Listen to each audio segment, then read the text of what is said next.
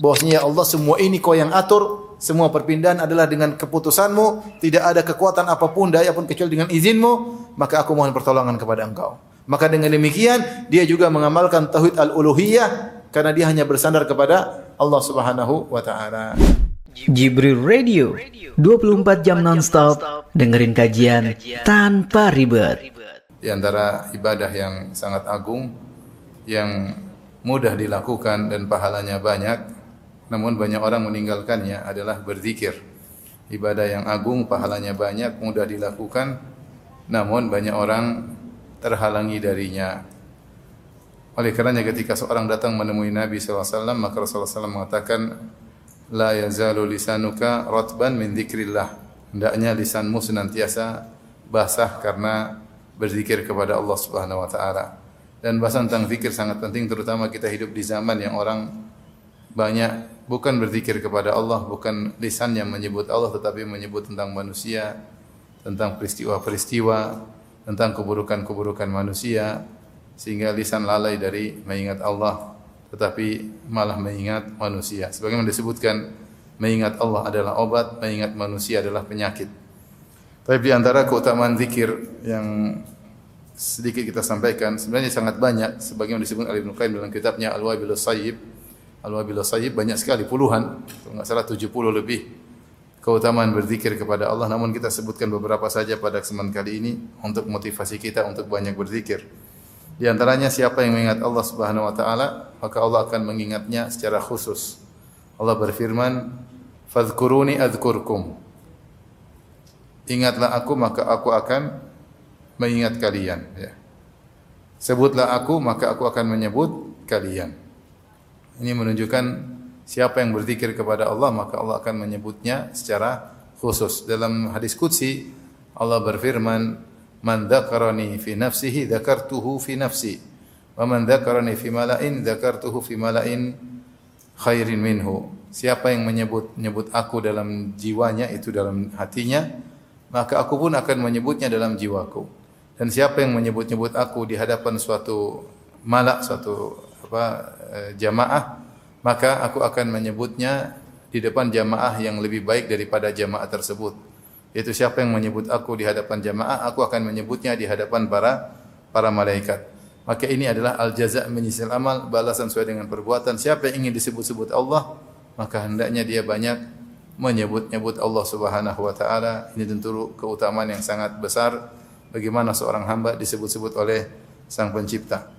Kemudian di antara keutamaan berzikir kepada Allah, dan ini sangat kita butuhkan zaman sekarang, membuat kita lalai dari menyebut aib-aib orang, menyebut dosa-dosa lisan, ya. Kita ini kenapa sering terjebak dalam ghibah, namimah, merendahkan orang lain, terlalu banyak komentar, terlalu banyak mencela dan yang lainnya. Kenapa? Karena kita kurang berzikir kepada Allah Subhanahu wa taala. Seandainya lisan kita sering digunakan untuk berzikir, maka lisan kita akan terhalangi dan terlalaikan dari dosa-dosa lisan seperti ghibah, namimah dan yang lainnya. Demikian juga tadi sudah saya singgung, dengan kita banyak berzikir kepada Allah Subhanahu wa taala, kita akan terlalaikan dari menyebut-nyebut tentang manusia. Semakin kita sering sebut-sebut tentang manusia, dengan ikut medsos, berita tentang manusia, tentang keburukan-keburukan mereka, tentang aib-aib mereka, maka hati ini semakin sakit. Hati ini semakin terpenuhi dengan informasi-informasi yang hanya menjadikan hati menjadi gelap dan semakin susah mengingat Allah Subhanahu wa taala. Dan kita sudah masuk dalam dunia medsos, ada namanya kecanduan. Hati ini candu untuk mengingat manusia. Yang tadinya harusnya hati kecanduan mengingat Allah karena dapat kebahagiaan, namun gara-gara hawa nafsu, hati kita jadi kecanduan untuk menyebut-nyebut manusia. Mulailah kita lihat berita, mulailah kita komentar, mulailah kita bicarakan apa yang kita tonton, mulailah kita diskusikan, sehingga lisan kita tidak sempat untuk mengingat Allah Subhanahu wa taala, dan ini musibah yang menimpa banyak di antara kita. Kemudian di antara keutamaan berzikir yang berikutnya, yang keempat, bahwasanya berzikir mendatangkan kebahagiaan, ya. Kata Allah Subhanahu wa taala, "Alladzina amanu wa tatma'innu qulubuhum bi dzikrillah, ala bi dzikrillah tatma'innul qulub." Dan orang-orang yang beriman, dan mereka tenang hati mereka karena mengingat Allah Subhanahu wa taala, maka ketahuilah dengan berzikir kepada Allah maka hati akan menjadi tenang. Banyak orang mencari kebahagiaan namun mereka lupa bahwasanya ada sebab utama bahagia adalah berzikir kepada Allah. Apakah dengan baca Al-Quran atau dengan istighfar atau dengan zikir-zikir yang banyak yang telah diajarkan oleh Nabi sallallahu alaihi wasallam. Banyak orang mencari kebahagiaan dengan jalan-jalan, dengan berpergian, dengan membeli barang-barang mewah, ya, dengan menonton-nonton film-film, dengan menonton lawakan-lawakan.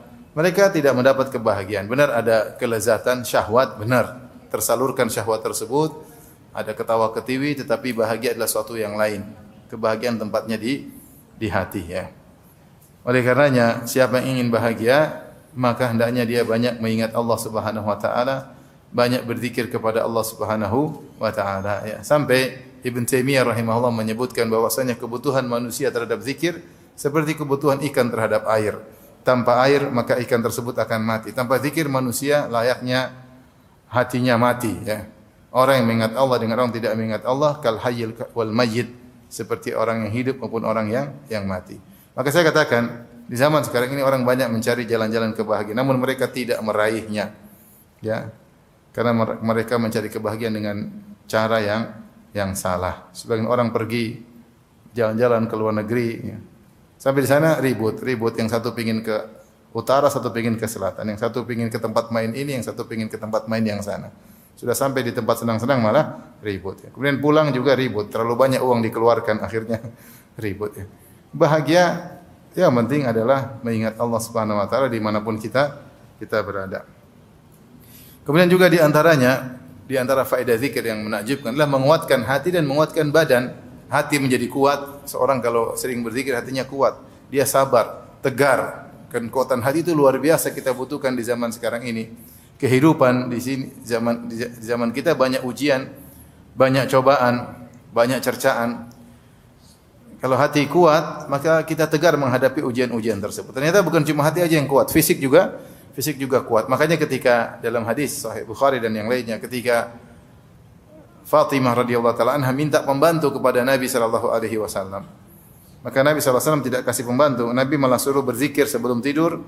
Subhanallah 33 kali, kemudian alhamdulillah 33 kali, Allahu akbar 33 kali. Rasulullah suruh berzikir. Yang zikir itu lebih baik daripada pembantu, khairun min khadim, lebih baik dari pembantu. Artinya orang yang berzikir sebelum tidur dia kuat, dia akan bangun lebih segar dan dia lebih apa? Lebih kuat. Dia lebih kuat. Nah, kita lihat bagaimana para ulama. Kita kalau lihat bagaimana kegiatan mereka padat. Tidur mereka sedikit. Tapi mereka subhanallah diberi umur panjang oleh Allah Subhanahu wa taala. Fisik mereka kuat. Dan ini kenyataan, bukan dongeng, ini kenyataan, ya. Kalau kita lihat kita enggak mampu mengikuti mereka. Kenapa? Karena mereka sering berzikir kepada Allah Subhanahu wa taala. Jadi benar orang yang sering berzikir kepada Allah bukan cuma dikasih kekuatan hati, juga diberi kekuatan apa? Fisik, diberi kekuatan apa? Yang berikutnya yang keenam, ya, siapa yang sering berzikir kepada Allah Subhanahu wa taala maka dia sering melakukan muraqabah. Muraqabah itu merasa dilihat oleh Allah Subhanahu wa taala. Ya, yang itu adalah derajat al-ihsan, derajat tertinggi al-ihsan. Ketika Jibril berkata, "Ya Muhammad, fa akhbirni anil ihsan." Wahai Muhammad, berilah kabar, penjelasan kepada aku apa itu al-ihsan. Maka Rasulullah SAW berkata, "Anta abudallaha ka'annaka tarahu fa illam takun tarahu fa innahu yarak." Al-ihsan adalah engkau beribadah seakan-akan engkau melihat Allah. Jika kau tidak mampu melihat Allah, maka yakinlah Allah melihatmu. Seorang yang selalu berzikir ikhlas bukan karena riya. Ketika dia berzikir sambil menghayati apa yang dia zikirkan, maka dia selalu ingat Allah. Dan selalu dia merasa Allah mengawasinya, selalu Allah melihatnya. Dia berzikir dalam kesendirian, ya. Bagaimana Rasulullah ketika menyebutkan tentang 7 golongan yang Allah naungi pada hari kiamat kelak, di antaranya rajulun dzakarallaha khalian fafadat ainah. Seorang tatkala sedang bersendirian, dia ingat Allah maka dia pun menangis. Maka seorang yang sering berzikir kepada Allah terutama dalam kesendiriannya, maka dia sadar dan dia yakin Allah senantiasa melihatnya, maka secara tidak sadar tiap hari dia menempa dirinya untuk mencapai derajat al-ihsan, yaitu beribadah dengan merasa selalu diawasi oleh Allah Subhanahu wa taala, sehingga dia tidak terlalu peduli dengan komentar manusia. Bagi dia yang penting bagaimana penilaian Allah Subhanahu wa taala. karena dia merasa senantiasa dilihat oleh Allah Subhanahu wa taala. Kemudian di antara keutamaan berzikir, orang yang berzikir dia akan merasakan kebahagiaan, sudah kita singgung tadi, bahkan merasakan kelezatan jiwa, sampai disebutkan bahwasanya di surga seluruh ibadah putus kecuali ibadah zikir. Seluruh ibadah putus kecuali ibadah apa? Zikir. Di surga enggak ada lagi salat, enggak ada lagi puasa, ya. Di surga kok puasa? Di surga enggak ada puasa. Di surga sudah tidak ada puasa, tapi di surga ada zikir. Maka disebutkan dan ciri-ciri surga, ciri penghuni surga kata Nabi sallallahu alaihi wasallam sahih Muslim, fayulhamuna at-tasbih wal hamda, dalam riwayat wat takbir, kama tulhamuna nafas. Maka penghuni surga diberi ilham oleh Allah untuk bertasbih dan bertahmid dan bertakbir sebagaimana kalian di dunia diberi kemudahan untuk bernafas. Bukankah kita bernafas tanpa kesulitan sama sekali? Maka di surga pun demikian, ketika mereka berzikir subhanallah walhamdulillah Allahu akbar, mereka tanpa kesulitan sama sekali, dan justru mereka merasa kebahagiaan karena semua aktivitas penghuni surga adalah kebahagiaan. Dan di antara aktivitas mereka dari ibadah yang tersisa di dunia yang masih berlanjut di akhirat adalah berzikir kepada Allah Subhanahu wa taala. Ini menunjukkan bahwasanya berzikir adalah kelezatan, adalah kebahagiaan yang di dunia dirasakan oleh manusia dan berlanjut sampai di surga kelak.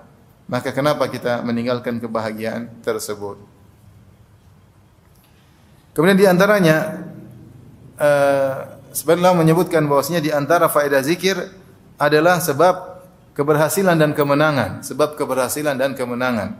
Allah berfirman, ya ayyuhalladzina amanu idza laqitum fi'atan fathbutu wadhkurullaha katsiran la'allakum tuflihun. Wahai orang yang beriman, jika kalian berjihad kemudian bertemu dengan musuh, fathbutu, maka tegarlah, sabarlah. Kemudian kata Allah, wadhkurullaha katsiran, dan banyaklah mengingat Allah, la'allakum tuflihun, semoga kalian beruntung. Maka di antara sebab kemenangan adalah orang-orang yang berjihad sambil banyak berzikir kepada Allah Subhanahu wa taala,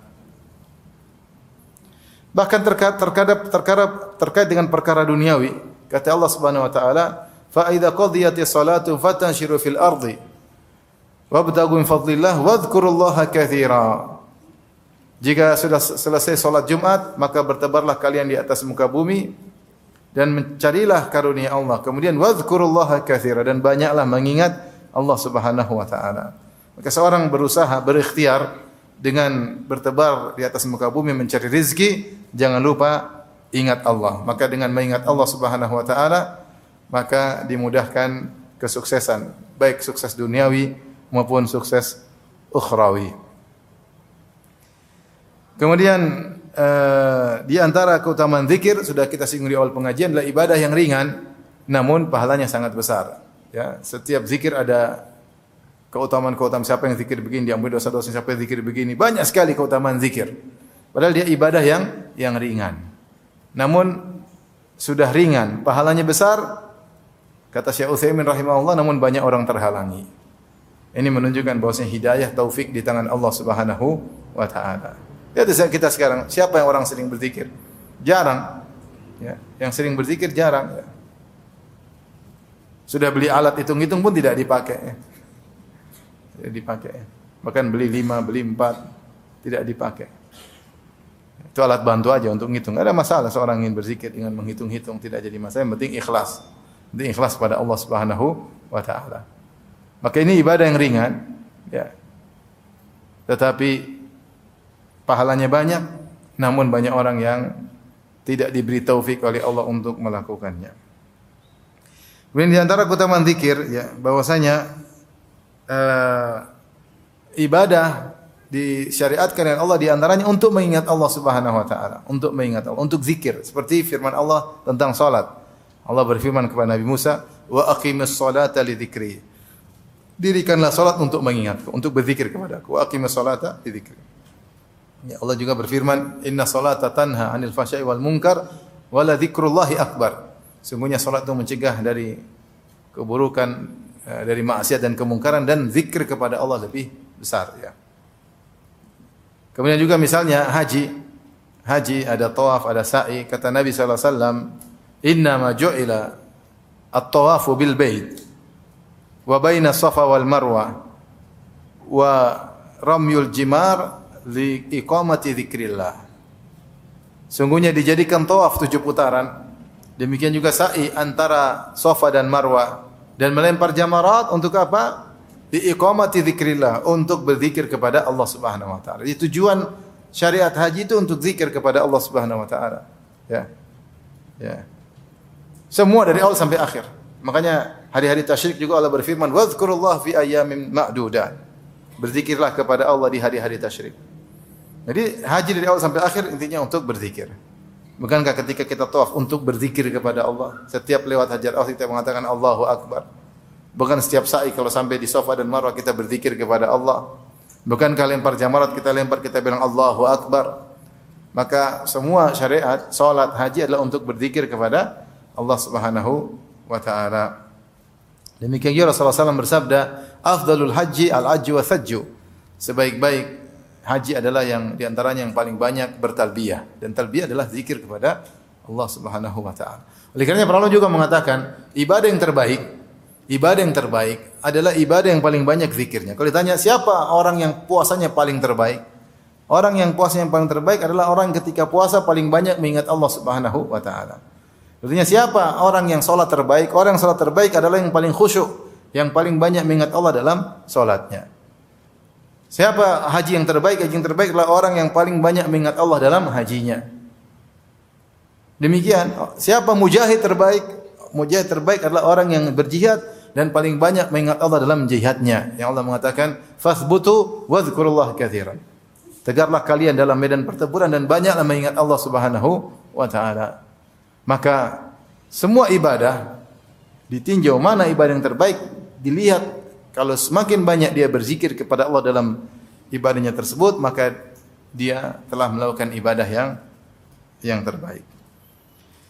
Taib ini sekian tadi banyak ya, paling sekitar 10-an kurang lebih keutamaan berzikir kepada Allah Subhanahu wa taala. Dan dia umum mencakup seluruh zikir. Ini sebagai mukadimah yang saya sampaikan ya. Karena kita akan membahas salah satu dari bentuk zikir, yaitu zikir la haula wala quwata illa billah. Taib, zikir la haula wala quwata illa billah ya, dianjurkan dalam syariat secara mutlak maupun secara khusus. Secara mutlak maksudnya kapan-kapan kita boleh berzikir la haula wala quwata illa billah, kapan saja kita boleh ulang-ulang. Rasulullah mengatakan fa'akthir, perbanyaklah mengucapkan la haula wala quwata illa billah, la haula wala quwata illa billah. Kapan saja boleh. Dan juga ada kondisi-kondisi khusus kita dianjurkan untuk mengucapkan la haula wala quwata illa billah. Dan banyak zikir seperti salawat, kita dianjurkan salawat kapan saja, dan ada kondisi-kondisi khusus kita dianjurkan untuk apa? Salawat ya. Maka demikian juga seperti la haula wala quwata illa billah, kita dianjurkan untuk memperbanyak, dan ada kondisi-kondisi khusus kita mengucapkan la haula wala quwata illa billah. Di antaranya seperti ketika kita keluar rumah kita bilang la haula wala quwata illa billah, sebagaimana doa keluar rumah. Di antaranya ketika mendengar muadzin mengucapkan hayya 'alas shalah, kita bilang apa? La haula wala quwata illa billah. Kalau muadzin mengatakan hayya 'alal falah, kita bilang la haula wala quwata illa billah. Ketika kita terbangun di tengah malam terjaga, nanti akan sebutkan hadisnya, di antaranya kita berzikir, dan di antara zikir tersebut kita mengucapkan la haula wala quwata illa billah. Di antaranya kalau kita takut terkena ain, ya, kita mengucapkan masya Allahu la quwata illa billah. Ya, ini di antara ucapan hauqalah. Jadi dianjurkan untuk diucapkan terus menerus, dan ada kondisi-kondisi khusus kita dianjurkan untuk mengucapkan la haula wala quwata illa billah. Insyaallah akan datang penjelasannya. Baik. Sebelumnya apa makna la haula wala quwata illa billah? Jadi la haula wala quwata illa billah ini ya, dikenal dengan al-hauqalah. Dia singkatan dari al-hauqalah. Hauqalah singkatan dari la haula wala quwata illa billah. Disingkat jadi apa? Hauqalah. Sebagian orang mengatakan al-haulaqah. Al-haulaqah sama. Haulaqah, hauqalah sama. Boleh dua-duanya ya. Tapi kebanyakan orang mengatakan singkatannya hauqalah. Hauqalah. Ini seperti basmalah, al-basmalah dari bismillahirrahmanirrahim jadi apa? Al-basmalah ya. Seperti al-hay'alah. Hay'alah maksudnya hayya 'alas shalah. al-haisalah, al-haifalah, hayya 'alal falah ya. Seperti tahlil yaitu la ilaha illallah. Singkatan-singkatan, ada beberapa ulama sebutkan singkatan-singkatan untuk memudahkan kita mengingat. Seperti alhamdulillah, dari alhamdulillah ya. Jadi di antaranya hauqalah atau haulaqah. Hauqalah atau haulaqah. Para ulama menulis buku terkait dengan makna al-hauqalah, di antaranya As-Suyuti dalam kitabnya Syarah Al-Hauqalah wal Hay'alah ya. Kalau tidak salah judulnya demikian, disebut oleh Syekh Abdul Razak dalam kitabnya Al-Hauqalah. Demikian juga Ibnu Abdul Hadi dalam kitabnya Fadl La Haula Wala Quwata Illa Billah. Jadi antara buku yang terbaik tentang hauqalah adalah buku yang ditulis oleh Syekh Abdul Razak hafizahullah taala, judulnya Al-Hauqalah Mafhumuha wa Fadailuha wa Dalalatuha Al-Aqdiyah, yaitu hauqalah tentang maknanya, keutamaannya dan penunjukannya terkait dengan akidah. Apa sih nilai akidah yang ditunjukkan oleh kalimat al-hauqalah? Insyaallah pada kesempatan kali ini kita akan membahas ya al-hauqalah, kita sadur dari buku Syekh Abdul Razak hafizahullah taala. Ikhwan dan akhwat yang dirahmati Allah Subhanahu wa taala, al-hauqalah ya. Sebelum kita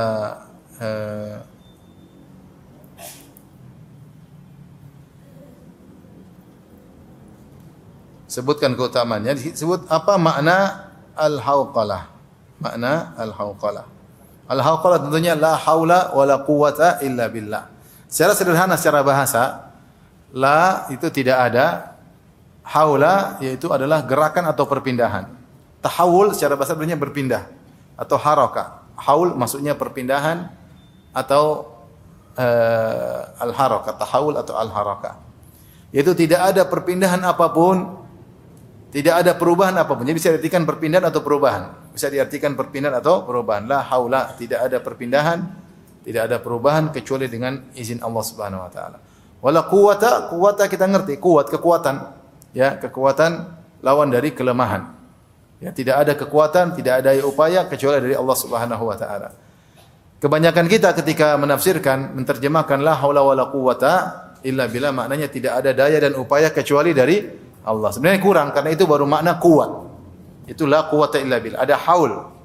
Ini terjemahnya kurang. Harusnya tidak ada perubahan dan perpindahan dan tidak ada daya dan upaya kecuali dengan izin siapa? Allah. Jadi kebanyakan kita ketika menerjemahkan la haula wala quwata illa billah hanya fokus kepada la quwata illa billah. Tidak ada daya dan upaya. Karena daya dan upaya itu kuwah, kekuatan. Tapi al-haul maknanya perubahan, perpindahan. Bahwasanya segala yang terjadi di alam semesta, perpindahan, perubahan satu kondisi-kondisi yang lain, ya, di alam atas maupun alam bawah, langit maupun bumi maupun dasar lautan, tidak ada perubahan, tidak ada perpindahan kecuali dengan izin siapa? Allah. Dan tidak ada kekuatan kecuali dengan izin Allah Subhanahu wa taala. Ini secara bahasa makna dari la haula wala quwata illa billah. Adapun penafsiran dari para salaf di antara makna la haula wala quwata illa billah, seperti Ibnu Abbas radhiyallahu taala anhuma ketika menafsirkan la haula wala quwata illa billah, beliau berkata la haula bina alal amali bi ta'ah illa billah wala quwata lana ala tarkil ma'siyah illa billah. Kata Ibnu Abbas, dia kaitkan makna ini untuk masalah ketaatan ya. Dia mengatakan la haula yaitu tidak ada kemampuan kita untuk berpindah alal amali bit ta'ah yaitu untuk bisa berpindah dari diam melakukan ketaatan ya, dari tidak melakukan ketaatan melakukan ketaatan kecuali dengan izin Allah. Wala quwwata lana ala tarkil ma'siyah illa billah. Bahkan tidak ada kekuatan bagi kita untuk meninggalkan maksiat kecuali dengan izin Allah Subhanahu wa taala. Dan ini benar ya, artinya kita membutuhkan kekuatan dari Allah Subhanahu wa taala dalam melakukan ketaatan maupun untuk meninggalkan apa? Maksiat. Sebagaimana melakukan ketaatan butuh kekuatan dari Allah, Demikian juga meninggalkan maksiat juga tidak kalah penting, kita butuh kekuatan dari Allah Subhanahu wa taala ya. Karena dua-duanya berat. Ini perkataan Ibnu Abbas radhiyallahu taala anhu diriwayatkan oleh Ibnu Abi Hatim. Ya. Kemudian di antaranya dari Ibnu Mas'ud radhiyallahu taala anhu. Ibnu Mas'ud menafsirkan la haula wala quwata illa billah, beliau berkata la haula an ma'siyatillahi illa bi ismatihi wala quwata ala taati illa bi ma'unatihi. Maknanya sama. Kata beliau tidak ada perpindahan dari terjebak kepada maksiat kemudian meninggalkan maksiat. Ya, kita tidak bisa. Kita sekarang sedang maksiat. Tidak bisa kita lepas dari maksiat kecuali dengan kekuatan Allah Subhanahu wa taala, kecuali dengan penjagaan, atau tidaklah kita tidak terjerumus, agar kita tidak terjerumus dalam maksiat kecuali dengan penjagaan Allah Subhanahu wa taala. Kalau tidak jaga, kita akan terjerumus dalam maksiat. Wala quwata ala taatihi, dan tidak ada kekuatan untuk menjalankan ketaatan kepadanya, menjalankan amal saleh illa bima'unatihi, kecuali dengan pertolongan Allah Subhanahu wa taala. Ini perkataan Ibnu Mas'ud. Baik, kita baca perkataan Ali bin Abi Thalib radhiyallahu anhu. Maknanya, beliau berkata, "Anna la namliku ma'allahi syai'an wa la namliku min dunihi wa la namliku illa ma malakana mimma huwa amlaku bihi minna." Maknanya, kita ini tidak memiliki apapun, ya. Tidak memiliki apapun selain Allah. Allah yang memiliki segalanya, ya. Tidak ada kita ikut serta memiliki sesuatu pun. Ya, tidak ada kita memiliki kecuali Allah Subhanahu wa taala, ya. Yang kita miliki itu pun Allah yang berikan kepada kita. Jadi dia kembalikan kepada semua ini adalah milik siapa? Allah. Semua ini milik. Ya, apapun yang kita miliki itu pun Allah yang kasih kita, dan dia lebih berhak memiliki itu daripada kita, karena semuanya dari Allah Subhanahu wa taala.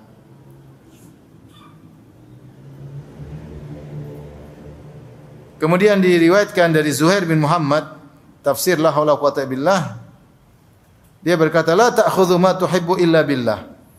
Kau tidak mengambil apa yang kau sukai kecuali karena Allah Subhanahu wa taala. Wala tamtani'u mimma taqra illa bi'aunillah, dan kau tidak terhalang dari apa yang kau benci kecuali dengan pertolongan Allah Subhanahu wa taala. Ini maknanya semuanya mirip. Intinya kita mengakui bahwasanya kita ini tidak punya daya, tidak punya upaya, tidak bisa berubah dari satu kondisi yang lain kecuali dengan pertolongan Allah Subhanahu wa taala. Tidak bisa kita menjalankan ketaatan kecuali dengan izin Allah. Tidak bisa kita terselamatkan dari maksiat kecuali dengan izin Allah. Tidak bisa kita tobat untuk meninggalkan maksiat kecuali dengan izin Allah Subhanahu wa taala. Kalau kita bersandar pada diri kita tidak mampu. Demikian juga tidak bisa kita berpindah dari sakit menuju sehat kecuali dengan izin Allah Subhanahu wa taala. Tidak terhindar dari kecelakaan, keburukan kecuali dengan izin Allah Subhanahu wa taala. Maka inilah makna secara umum tentang la haula wala quwata illa billah. Maka semua gerakan, semua kekuatan yang ada di alam semesta semuanya dengan izin Allah Subhanahu wa taala.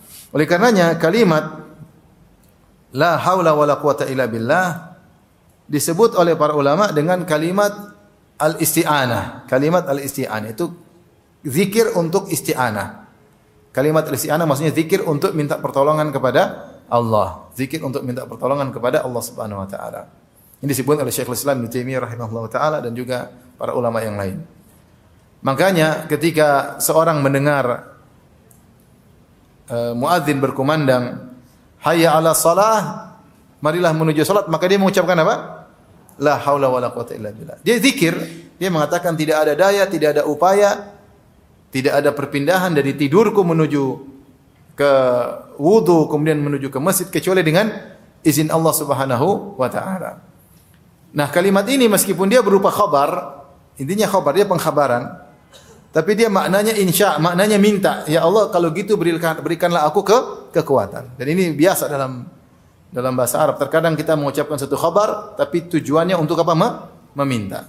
Seperti Nabi Yunus alaihissalam ketika ditelan oleh ikan paus, dia berkata, La ilaha illa anta subhanaka inni kuntu minadh dhalimin. Ya Allah, tidak ada yang berhak disembah kecuali Engkau ya Allah, dan aku termasuk orang yang berbuat zalim. Maksudnya tolonglah apa? Hambamu ini. Dia memberi kabar saya berdosa, tapi kabar tersebut maksudnya apa? Minta pertolongan. Seperti Nabi Ayyub wa Ayyuba idz nada rabbahu anni massani ad-dhurr wa anta arhamur rahimin. Cukup dia kasih kabar. Ya Allah, sungguhnya kata Nabi Ayub, aku ditimpa dengan kemudaratan sementara engkau adalah engkau adalah zat yang paling maha penyayang. Engkau adalah zat yang paling maha penyayang. Ya sudah, dia menyampaikan kabar, maksudnya ya Allah, hilangkanlah penderitaanku. Maka Allah mengatakan, fastajabna lahu fakashafna ma bihi min dhurr. Kami pun kabulkan permohonannya dan kami hilangkan kemudaratan. Jadi terkadang kalimat khabar, jadi dalam bahasa ada namanya khabar, ada namanya insya. Insya itu meminta, ya. Seperti doa itu adalah insya, meminta. Jadi terkadang dalam bahasa Arab menggunakan kata khabar tapi maksudnya memohon. Paham Ibu? Paham tidak? Kadang-kadang lafalnya dalam bentuk khabar tapi isinya memohon. Seperti tadi Nabi Yunus bilang apa? La ilaha illa anta subhanaka inni kuntu minadh dhalimin. Ini khabar atau permohonan? Khabar. Ya Allah, tidak ada yang berhak disembah kecuali Engkau dan aku termasuk orang yang berbuat zalim. Taib. Apa maksudnya? Maksudnya ya Allah, tolonglah hamba-Mu ini. Seperti Nabi Ayub tadi, wa ayyuba idnada rabbahu anni massani ad-dhurr wa anta arhamur rahimin. Ketika Nabi Ayub berdoa, berkata dalam doanya dia memberi kabar aja, ya Allah, sungguhnya aku ditimpa dengan penderitaan dan Engkau adalah zat yang paling maha penyayang. Maksudnya apa? Sayangilah hamba-Mu ini dan sembuhkanlah penyakitnya. Sama ketika seorang mendengar muadzin mengatakan hayya 'alas shalah, maka dia bilang apa? La haula wala quwata illa billah. Dia minta atau khabar? Khabar. Dia bilang tidak ada perpindahan, tidak ada dai dan upaya kecuali dengan izin Allah. Tapi khabar tersebut maksudnya tolonglah hamba-Mu. Paham? Maksudnya tolonglah hamba-Mu. Demikian juga kalau dia mendengar hayya 'alal falah, marilah menuju kepada kemenangan. Maka dia bilang lagi apa? La haula wala quwata illa billah. Maksudnya ya Allah, tidak bisa saya berpindah dari rumahku, kemudian berwudu, kemudian melangkahkan kaki menuju masjid untuk salat kecuali dengan izin-Mu. Ya. Tidak ada kekuatanku untuk bisa pergi ke masjid kecuali dengan izin-Mu. Oleh karenanya para ulama berselisih, jika seorang mendengar muadzin ketika salat subuh, azan subuh, mengucapkan as-salatu khairu minan naum. As-salatu khairu minan naum. Maka apa yang harus diucapkan oleh seorang yang mendengar perkataan muadzin tersebut? Maka sebagian ulama mengatakan kembali kepada dalil umum. Rasulullah mengatakan idza sami'tumul muadzin faqulu mithla ma qala al muadzin. Jika kalian mendengar perkataan muadzin maka ucapkanlah seperti perkataan muadzin tersebut, tiru. Dia bilang Allahu Akbar, kita ikut Allahu Akbar, Allahu Akbar. Asyhadu an la ilaha illallah, kecuali yang ada dalilnya. Dalilnya ketika dia mengatakan hayya 'ala shalah, maka jangan tiru hayya 'ala shalah, tapi bilang apa? La haula wa quwwata illa billah. Kalau dia bilang hayya 'alal falah, jangan tiru bilang hayya 'alal falah, tapi bilang la haula wa quwwata illa billah. Taib. Kalau muadzinnya bilang as-salatu khairu minan naum, maka dua pendapat. Pendapat pertama mengatakan tiru, as-salatu khairu minan naum. Salat lebih baik daripada tidur supaya kau semangat. Sebenarnya mengatakan tidak, ini dikiaskan kepada hayya 'ala shalah. Maka bilang juga la haula wala quwwata illa billah. Dua pendapat ya. Adapun hadis shadaqta wa bararta hadisnya dhaif. Tapi dua pendapat ini di antaranya seorang mengucapkan la haula wala quwata illa billah. Itu saya tidak bisa bangun, saya tidak bisa bangun dari tempat tidurku untuk menuju masjid kecuali dengan izin-Mu ya Allah. Bantulah hamba-Mu ini. Tidak mudah untuk bangun pergi ke masjid salat subuh apalagi ngantuknya sangat berat ya. Karena ngantuk itu sangat lezat. Kalau udah ngantuk, makanan seenak apapun lebih enak apa? Ngantuk. Lebih enak tidur daripada makanan ya. Bahkan seorang jika tubuhnya sudah sangat kuat ya, tapi terkadang dia tidak kuat untuk membuka matanya ya, untuk pergi ke masjid ya, karena tidur itu sangat lezat. Maka dia butuh pertolongan dari Allah. Dia mengatakan la haula wala quwata illa billah sehingga dia bisa terhentak untuk bangkit kemudian menuju masjid untuk melaksanakan salat berjamaah. Dari sini bisa dipahami bahwasanya la haula wala quwata illa billah adalah kalimat al-isti'anah. Kalimat minta pertolongan. Kalimat minta pertolongan. Makanya juga ketika seorang hendak keluar dari rumah, apa dia doanya? Bismillahi tawakkaltu 'ala Allah la haula wala quwata illa billah ya. Dengan nama Allah tawakkaltu, Allah, aku bertawakal kepada Allah, La haula wala quwata illa billah. Tidak ada perubahan, tidak ada kekuatan kecuali dengan izin Allah Subhanahu wa taala. Berarti dia minta tolong agar dia diselamatkan dalam perjalanannya ketika keluar dari rumahnya. Di rumah itu banyak sekali godaan, banyak sekali ujian, banyak sekali penjahat, banyak sekali. Maka dia mengucapkan la haula wala quwata illa billah, dan agar tujuan dia bisa tercapai, program dia hari ini bisa terjalankan, maka dia butuh la haula wala quwata illa billah. Berarti dia minta tolong. Maka la haula quwata itu kalimat isti'anah. Makanya ketika dia mengucapkan tersebut, maka setan minggir. Dikatakan kepada dia hudita kufita wuqit. Kau diberi petunjuk, kau dicukupkan oleh Allah dan kau dijaga oleh Allah Subhanahu wa taala.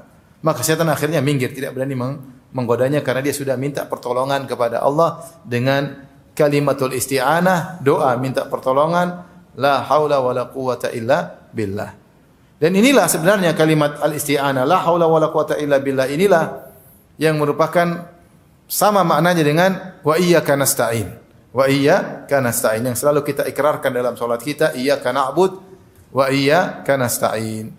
Hanya kepada Engkau kami beribadah dan hanya kepada Engkau kami mohon pertolongan. Maka ketika kita mengucapkan la haula wala quwata illa billah, kita hadirkan bahwasanya kita sedang minta tolong kepada Allah Subhanahu wa taala. Tapi di antaranya juga disyariatkan seorang mengucapkan la haula wala quwata illa billah adalah ketika dia takjub dengan sesuatu, seperti Allah sebutkan dalam kisah perbincangan antara seorang mukmin dengan seorang kafir sahabatnya, kisah ashabul jannatain, sahibul jannatain yang Allah sebut dalam surat Al-Kahfi. Maka orang mukmin nasihati temannya, dia mengatakan walaula if dakhalta jannataka qulta ma syaa Allahu la quwwata illa billah. Seandainya kalau kau masuk dalam kebunmu yang indah tersebut, kau ucapkan masya Allah la quwwata illa billah. Masya Allah la quwwata illa billah. Ya. Masya Allah la quwwata illa billah. Ya. Artinya ditafsirkan oleh Ibnu Taimiyah rahimahullah dalam Majmu' Fatawa, masya Allah ya, maksudnya masya Allahu kana fala ya'man. Apa yang Allah kehendaki pasti terjadi, maka jangan kau merasa aman. Dinasihati karena orang ini melihat kebunnya yang indah, dia takjub, dia merasa bahwasanya kebun ini akan terus ada sampai terusnya, ternyata kebun tersebut dihancurkan oleh Allah Subhanahu wa taala. Maka seharusnya kalau masuk ke kebunmu kau bilang masya Allahu la quwata illa billah. Maksudnya apa yang Allah kehendaki terjadi dan tidak ada yang bisa menjaga kebun ini kecuali siapa? Allah. Wala quwata, dan tidak bisa terjadi kebun ini kecuali dengan izin Allah Subhanahu wa taala. Maka dengan mengucapkan masya Allahu la quwata illa billah, maka bisa dua faedah. Disebutkan oleh Taimiyah, di antara faedahnya adalah untuk mencegah ain. Jangan sampai ain mengenai kebunmu yang indah tersebut. Terus disebutkan juga, hal ini disebutkan juga oleh Ibnu Katsir dalam tafsirnya.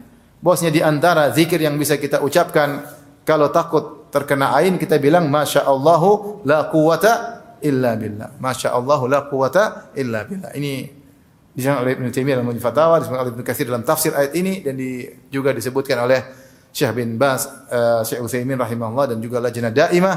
Maka di antara zikir kalau kita takjub pada sesuatu agar tidak terkena ain, kita bilang masya Allahu la quwata illa billah. Ingat, ini kalimat khabar tapi maknanya doa, faham? Kalimat khabar maknanya doa, yaitu tidak ada daya upaya kecuali dengan izinmu ya Allah Subhanahu wa taala. Ya. La quwata illa billah. Kemudian di antara fungsinya agar tidak ujub.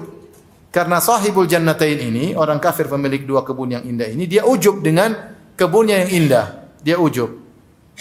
Dia merasa hebat bisa bikin kebun tersebut. Tapi kalau seorang mengucapkan la quwata illa billah, tidak ada daya dan upaya kecuali dari izin Allah, dengan izin Allah, maka dia tidak ujub. Dia tahu bahwasanya dia bisa bikin kebun ini bisa indah, bisa bagus, semuanya izin siapa? Izin Allah Subhanahu wa taala. Agar seorang bersyukur kepada Allah, karena musuh syukur, lawan daripada syukur adalah ujub. Lawan dari syukur adalah ujub. Maka ucapan masya Allahu la quwata illa billah faedahnya dua. Untuk menolak ain, yang kedua untuk membersihkan ujub dari apa? Dari hati. Sebagian ulama menyaitkan bahwasanya zikir ini kalau terkait dengan yang kita miliki. Lihat anak kita, lihat kebun kita, lihat harta kita, lihat usaha kita, kita kagum, kita bilang masya Allahu la quwata illa billah. Adapun kalau terkait dengan punya orang lain kita bilang Allah yubarik fik. Allah yubarik fi malik. Kita doakan keberkahan. Tapi kalau terkait dengan punya kita mengucapkan masyaallahu la quwata illa billah.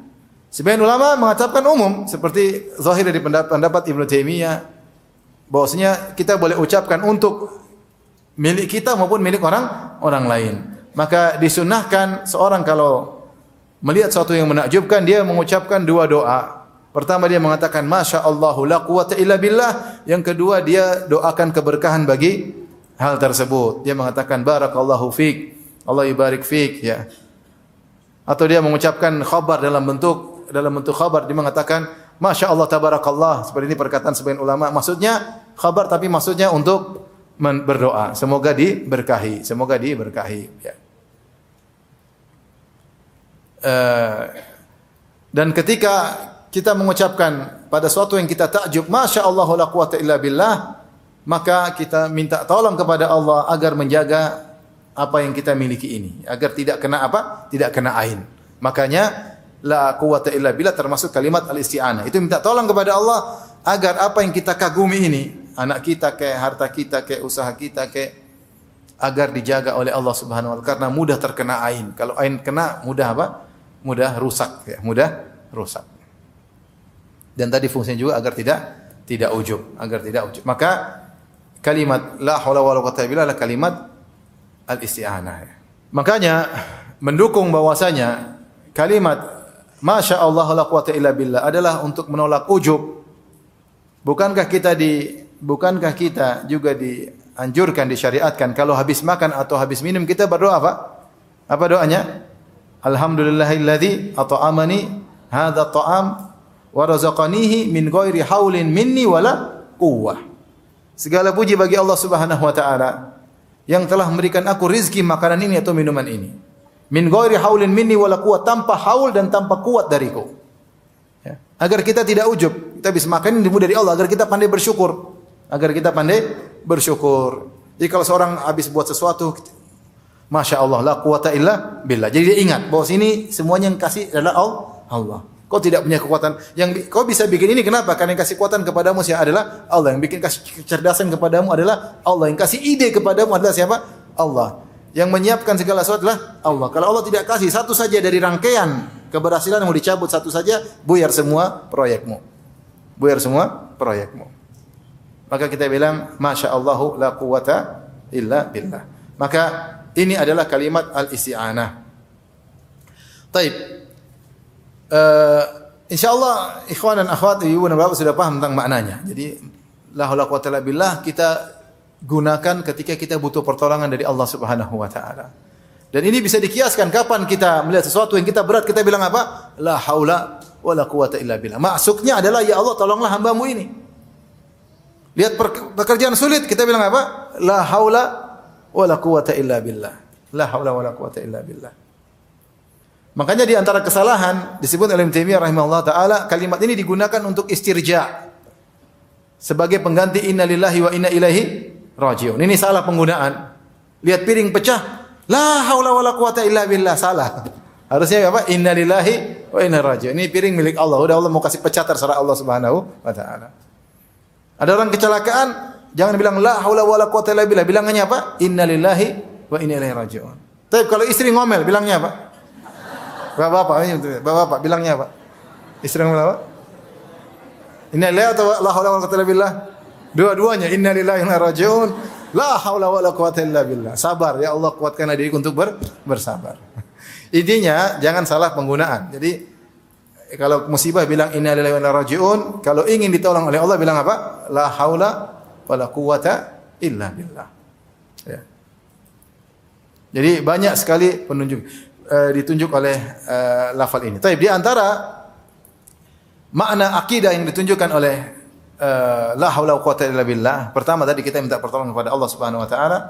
Yang kedua, siapa yang mengucapkan la haula wa quwata illa billah berarti dia beriman kepada rububiyah. Bahwasanya segala yang mengatur alam semesta ini dari langit sampai bumi seluruhnya hanyalah Allah Subhanahu wa taala yang menentukan segala perpindahan, yang memberikan segala kekuatan yang terjadi. Perkara baik maupun perkara buruk yang menentukan hanya siapa? Allah Subhanahu wa taala. Maka dia beriman akan hal tersebut. Maka kalimat ini juga menunjukkan tentang asma wa sifat, tentang sifat Allah. Maka dia tahu bahwasanya ya Allah adalah maha kaya dan Allah makhluk adalah maha apa? Maha lemah, maha membutuhkan kepada Allah Subhanahu wa taala. Bahwasanya Allah Subhanahu wa taala mengatur alam semesta ini dengan sendirian karena dia maha kaya dan dia maha mendengar, maha mengetahui. Dia mengetahui segala yang terjadi di alam semesta ini. Sehingga dengan demikian seorang ketika mengucapkan la haula wa quwwata illa billah dia dengan penuh keyakinan bahwasanya ya Allah semua ini Kau yang atur, semua perpindahan adalah dengan keputusan-Mu, tidak ada kekuatan apapun daya pun kecuali dengan izin-Mu, maka aku mohon pertolongan kepada Engkau. Maka dengan demikian dia juga mengamalkan tauhid al-uluhiyah karena dia hanya bersandar kepada Allah Subhanahu wa taala ya. Dia hanya bersandar kepada Allah Subhanahu wa taala. Maka jangan bilang la haula wala quwata illa billah tapi minta-minta kepada mayat. La haula wala quwata illa billah tapi pakai jimat. La haula wala quwata illa billah tapi pergi ke dukun. Ini syirik semuanya. La haula wala quwata illa billah tapi kasih sajen kepada jin-jin. Nyi Roro Kidul, jin tomang dan jin lainnya ya. Syirik semuanya ya. La haula wala quwata illa billah tapi pasrahnya kepada makhluk bukan kepada Allah. Pasrahnya kepada makhluk, tawakalnya kepada makhluk. Bukan la haula wala quwata illa billah. La haula wala quwata illa billah tawakal kepada siapa? Allah. Oleh karenanya selain dia kalimat al-isti'anah dia kalimat tawakal. Kalimat tawakal. Dan di antara penunjukan la haula wala quwata illa billah beriman kepada takdir, beriman kepada takdir. Makanya kita mengatakan masyaallah la quwata illa billah. Apa yang Allah kehendaki itu yang terjadi. Tidak ada daya upaya kecuali dengan izin Allah Subhanahu wa taala. Ini secara sederhana tentang makna la haula wala quwata illa billah dan bisa dibaca dari buku Al-Hawqalah karya Syekh Abdul Razak hafizahullahu taala. Baik, di penghujung kajian ini kita akan bahas tentang keutamaan mengucapkan la haula wala quwata illa billah. Baik, ada keutamaan khusus la haula wala quwata illa billah. Rasulullah mengabarkan bahwasanya la haula wala quwata illa billah adalah kanzun min kunuzil jannah. Kanz itu apa? Harta yang disimpan. Namanya kanz. Biasanya kanz itu adalah harta yang spesial yang disayang-sayangi, disimpan. Ya, disimpan untuk masa depan misalnya, untuk bersenang-senang di kemudian hari maka disimpan. Yang kurang digunakan, dikonsumsi. Yang bagus-bagus disimpan. Biasanya emas, perak, makanya disebut dengan kanz, yaitu harta yang disimpan, disisihkan karena spesial. Maka Rasulullah berkata kepada Abdullah bin Qais Abu Sa'id Asy'ari radhiyallahu ta'ala anhu, ya. Dalam hadis yang panjang, saya bacakan riwayat Bukhari dan Muslim dari Abu Musa Al-Asy'ari radhiyallahu anhu, beliau berkata, kunna ma'an Nabi sallallahu alaihi wasallam fi safarin fakunna idza alauna kabbarna. Kami bersama Nabi dalam safar, kalau kami naik tempat yang tinggi kami bertakbir, Allahu akbar, Allahu akbar. Wa fi riwayatin faja'alna la nas'adu syarafan wa la na'lu syarafan wa la nahbitu fi wadin illa rafa'na aswatana bitakbir. Kami tidaklah naik tempat tinggi atau turun kecuali kami angkat suara kami. Jadi suaranya dikeraskan. Maka Rasulullah tegur, ayyuhan nas arbi'u ala anfusikum. Sayangilah diri kalian, itu tidak usah menyusahkan diri kalian. Jangan keras-keras ketika berzikir. Fa innakum la tad'una asam wala ghaiban walakin tad'una sami'an basiran. Kalian tidak sedang berzikir atau menyeru kepada zat yang tuli ataupun yang gaib, tetapi kalian sedang menyeru zat yang Maha mendengar lagi Maha melihat. Jadi enggak perlu Allahu akbar, enggak perlu. Selama hukum asal zikir adalah tidak dikeraskan kecuali ada dalil yang menunjukkan untuk dikeraskan. Hukum asal zikir tidak perlu dikeraskan kecuali ada zikir yang menunjukkan untuk dikeraskan, seperti talbiyah, seperti takbiran ya ketika lebaran misalnya ya, maka ini dianjurkan untuk dikeraskan. Jika tidak maka hukum asalnya cukup dengan lirih karena Allah Maha mendengar. Allah Maha mendengar ya. Allah Maha mendengar. Baik. Thumma ata alayya wa ana aqulu fi nafsi. Kemudian Rasulullah SAW mendatangiku. Sementara dalam jiwaku aku berkata la haula wala quwata illa billah. Rupanya Rasulullah berkata, ya Abdullah bin Qais. Rasulullah seakan-akan diberitahu oleh Allah Abu Musa Al-Asy'ari sedang mengucapkan la haula wala quwata illa billah. Maka Rasulullah berkata, qul, ucapkanlah. Jangan cuma di hati, ucapkanlah. La haula wala quwata illa billah. Ucapkan. Itu berzikir la haula wala quwata illa billah.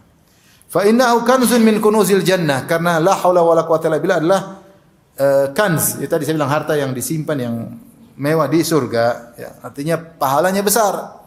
Pahalanya besar. Di surga kau akan menikmati pahala tersebut dari ucapan la haula wala quwata illa billah. Bahwasanya dia terkadang memiliki keutamaan digabung dengan zikir-zikir yang lain. Terkadang dia datang keutamanya secara bersendirian, terkadang dia datang keutamanya bergabung dengan zikir-zikir yang lain. Contohnya dalam Musnad Imam Ahmad dan juga dalam Sunan Tirmidzi dan disahihkan oleh Syekh Albani rahimahullah dan juga disahihkan oleh Al-Hakim dalam Mustadraknya dari hadis Abdullah bin Amr bin As radhiyallahu anhuma Rasulullah bersabda, "Ma 'alal ardi rajulun yaqulu la ilaha illallah wallahu akbar." Wa subhanallah walhamdulillah wala hawla quwata illa billah illa kuffirat anhu dhunubuhu walau kanat aktsara min zabadil bahri. Tidaklah seorang di atas muka bumi ini mengucapkan la ilaha illallah wahdahu la syarikalah atau la ilaha illallah wallahu akbar subhanallah walhamdulillah wala haula wala quwata illa billah, ya, kecuali akan diampuni dosa-dosanya meskipun dosanya lebih banyak daripada buih di lautan. Contoh kalimat mudah, pahalanya banyak. Tinggal apa? Subhanallah, walhamdulillah, wala ilaha illallah, Allahu akbar, wala haula wala quwata illa billah. Enggak urut enggak apa-apa, terserah. Ya. Di antara juga la haula wala quwata illa billah di antara al-baqiyatus salihat yang Allah sebutkan dalam surat Al-Kahfi 40 ayat 46, Allah berfirman, wal baqiyatus salihatu khairun 'inda rabbika thawaban wa khairun amala. Dan al-baqiyatus salih itu amal saleh yang tersisa, yang abadi. Amal dunia kita lakukan selesai, tapi ada amal yang abadi yaitu salihat yang baqiyat. Maksudnya amal yang abadi, yang amal saleh dan abadi ganjarannya di surga. Dia amal tersebut tersisa, kita sudah meninggal, amal tersebut tersisa dan ganjarannya abadi di surga. Kata Allah, wal baqiyatus salihatu khairun inda rabbika. Dan al baqiyatus salihat, amal saleh yang abadi tersebut lebih baik di sisi Rabbmu, thawaban, pahalanya, wa khairun amala, dan lebih baik harapannya. Disebutkan dalam hadis Abi Sa'id Al-Khudri, Rasulullah SAW bersabda, "Istaghfiru minal baqiyati salihat." Perbanyaklah untuk mengucapkan al-baqiyatus salihat. Maka ditanya, "Ya Rasulullah, apa itu al-baqiyatus salihat?" Maka dia mengatakan, "At-takbir wat tahlil wat tasbih wal hamd wala haula wala quwata illa billah." Sama, subhanallah, alhamdulillah, wala ilaha illallah, Allahu akbar, wala haula wala quwata illa billah. Kemudian datang dalam hadis yang lain bahwasanya la haula wala quwata illa billah menjadi tanaman surga, menjadi tanaman surga. Siapa orang mengucapkannya, Allah tanamkan tanaman baginya di surga, ya. Kita senang enggak di kebun di rumah ada pohon mangga yang berbuah ranum, itu kita suka. Tahu ada pohon korma yang buahnya banyak, kita suka, ya. Ya. Jangankan pohon korma, pohon ketimun aja kita suka. Artinya kita senang kalau punya lahan, kemudian banyak pohon-pohon yang indah-indah, kita senang. Apalagi pohon di surga, apalagi tanaman di surga. Rasulullah SAW berkata, kata Nabi SAW, ketika Rasulullah SAW malam Isra Mi'raj, ya, Rasulullah SAW melewati Nabi Ibrahim alaihissalam. Maka Nabi Ibrahim berkata kepada Rasulullah, "Ya Muhammad, mur ummataka an yukthiru min girasil jannah." Wahai Muhammad, perintahkanlah umatmu untuk berbanyak menanam pohon di surga, tanaman di surga. Kalau ma girasul jannah, apa itu tanaman di surga? Qala la haula wala quwata illa billah. La haula wala quwata illa billah. Di setiap orang mengucapkan la haula wala quwata illa billah ditanamkan pohon baginya di surga. Demikian dalam hadis yang lain, bahwasanya la haula quwata illa billah adalah pintu dari pintu-pintu surga. Al-Imam Ahmad dan Tirmidzi dan Al-Hakim meriwayatkan dari Qais bin Sa'ad bin Ubadah anna abahu, bahwasanya Sa'ad bin Ubadah ayahnya itu dafa ila Nabi sallallahu alaihi wasallam yakhdimuhu. Dibawa kepada Nabi untuk melayani Nabi. Famarra bin Nabi sallallahu alaihi wasallam wa qad sallaitu. Rasulullah SAW melewatiku dan aku selesai salat. Fadara bi rijlihi wa qala, maka Rasulullah menyinggungku dengan kakinya. Dia berkata, "Ala adulluka ala babin min wabil jannah?" Maka aku tunjukkan kepada engkau, maukah aku tunjukkan kepada engkau salah satu pintu dari pintu-pintu surga? Qultu bala, tentu ya Rasulullah. la haula wala quwata illa billah, yaitu mengucapkan la haula wala quwata illa billah sebab untuk masuk apa? Surga. Di antaranya hadis, man ta'arra minal lail, siapa yang terjaga di malam hari, kemudian dia mengucapkan zikir, ya, dia terbangun di malam hari, kemudian dia berzikir, la ilaha illallah wahdahu la syarikalah, lahul mulku wa lahul hamdu wa ala kulli syai'in qadir, alhamdulillah wa subhanallah wa la ilaha illallah wallahu akbar wa la haula wa la quwata illa billah. Terjaga di malam hari, dia mengucapkan tadi. Ulangi apa? La ilaha illallah wahdahu la syarikalah, lahul mulku wa lahul hamdu wa ala kulli syai'in qadir. Kemudian alhamdulillah wa subhanallah wa la ilaha illallah wallahu akbar wa la haula wa la quwata illa billah. Kemudian dia berkata, Allah maghfirli, ya Allah ampunilah aku, maka Allah ampuni dia. Atau dia berdoa, au da'a ustujiba lahu, dia berdoa, tidur lagi enggak apa-apa, dia berdoa, ya Allah tidur lagi, dikabulkan. Fa in tawadda'a wa shalla qabilat salatu. Kalau dia bangun kemudian salat, maka diterima salatnya. Ini di antara sunnah yang mungkin kita lupakan. Jadi kalau terjaga di malam hari, entah karena mimpi, entah karena apa, dengar suara, kita terjaga, segera kita berzikir. La ilaha illallah lahu syarikalah, lahul mulku wa lahul hamdu wa kulli syai'in qadir. Walhamdulillah, subhanallah, Allahu akbar, wala haula wala quwata illa billah. Kemudian kita bilang apa? Rabbi ghfirli. Ya Allah ampunilah dosaku. Atau kita berdoa, ya Rabb, kabulkanlah permohonanku ini dan ini. Kemudian tidur lagi, enggak ada masalah. Kalau bisa bangun kemudian wudu salat lebih baik, maka salatnya diterima, ya. Tapi itu di antara keutamaan la haula wala quwata illa billah, maka seorang memperbanyak berzikir la haula wala quwata illa billah, dan lebih baik kalau dia gabungkan dengan al-baqiyatus shalihat, dia mengatakan subhanallah walhamdulillah wala ilaha illallah wallahu akbar wala haula wala quwata illa billah. Tapi yang diharapkan adalah ketika mengucapkannya dengan menghayati zikir yang diucapkannya tersebut. Karena banyak orang mengucapkan tapi dampaknya kurang. Kenapa? Karena mungkin kurang menghayatinya. Sampai sini saja kajian kita. Insyaallah kita lanjutkan kesempatan yang lain. Subhanakallah bihamdik asyhadu an la ilaha illa anta astaghfiruka wa atubu ilaik. Assalamualaikum warahmatullahi wabarakatuh. Jibril Radio 24 jam nonstop, dengerin kajian tanpa ribet.